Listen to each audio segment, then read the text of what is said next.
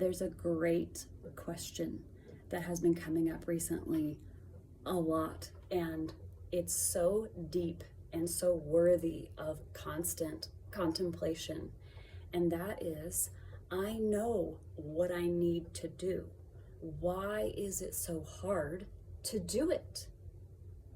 And it can be, I know I need to spend time meditating, at least 5 minutes twice a day. Why can't I even do that? I know I need to exercise or eat more vegetables or work on communication with my person or whatever. Why is it so hard? I know I need to do it. Every time I do it, I'm so glad.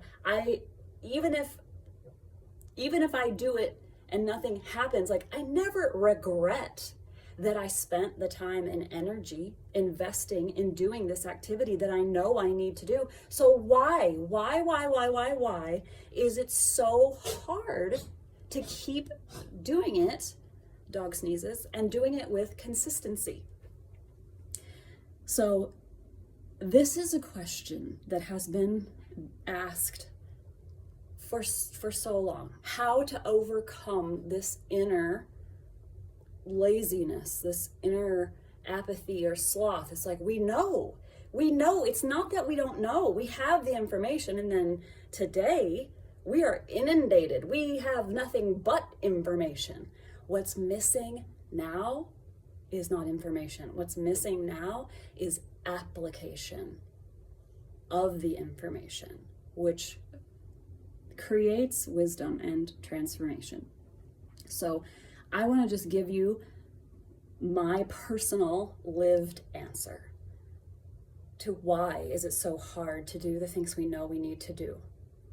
And that is that we are so identified with our ego, with this false self, and I'm not judging it or making it bad, but we all have an idea of who we are. And for most people, it's a far cry from our true being, from our true nature, from our soul self.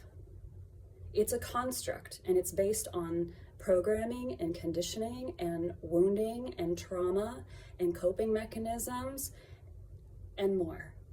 And it's a construct. It's a fictionalized self based on our experience. And that's not to belittle it. Even though it's fictionalized, it's based on real events and situations that happened to us and our surroundings as we were growing up, etc. But because of this, we create this false identity without meaning to, very innocently, because it's a hard place to grow up on planet Earth.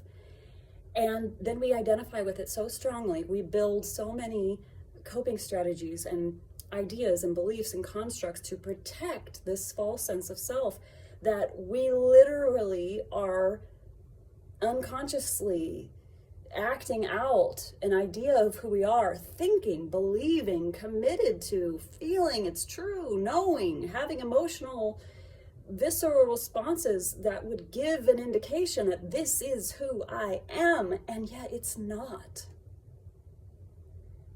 We are a soul self, a spirit self, our higher self, our true nature, inhabiting a form in space and time. And it's my knowing through experience that we are here as spirits taken on these forms to wake up and remember our true nature, and then learn to co-create something new, something that is beneficial for all life and the whole planet. So right now, many of us are engaged in this inner struggle where we're breaking the momentum of our ego self, who we thought we were. We're consciously breaking identification with these inner narratives, stories, and lies, essentially, that are based on fear and separation and lack, and realigning to what's true, our soul, our true nature, our spirit, our being. And that takes application. It takes practice. And I am speaking as someone who is a fellow fallible human practicing her ass off. because it's worth it, because it's worth it. Because just like the people have shared with me, and hopefully you can relate to, we never regret when we make those choices to sit down for meditation or to exercise or go for a walk or take a deep breath before re-engaging when things are getting heated. We never regret. We're always glad. And yet it takes commitment and an inner devotion to what's true to continue bearing the discomfort that comes up when we make higher choices. Our ego starts to rebel.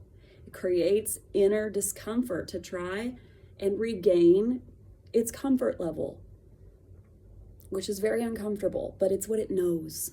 And our soul wants to go into the unknown. It wants to chart a new course. It wants to create something new. And in order to make that leap, it takes commitment, it takes courage, it takes devotion. But we're never sorry. We know it's right. So the answer, in my experience, is we have built up a lot of momentum in identifying with our ego self, and we have less practice identifying with our true self, our soul self.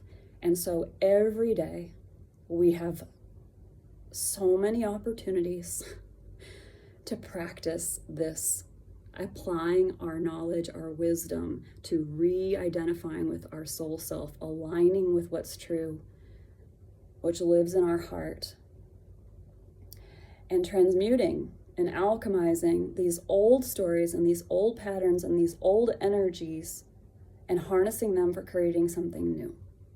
So it's about the work and the practice of aligning with what's true. And no one can tell you what that is. Plenty of people are telling us, plenty of people have been telling us, there's infinite books about it. And those are all really helpful. But at the end of the day, we each have to experiment, be willing to make mistakes, be willing to fail, be willing to succeed, and be willing to do it again and again and again. And that's the kind of space that I hold in my practice, to empower and to cheer and to clear things so that we can make this realignment happen with as much efficiency and grace and kindness as possible. So I hope that was helpful. Thanks for listening.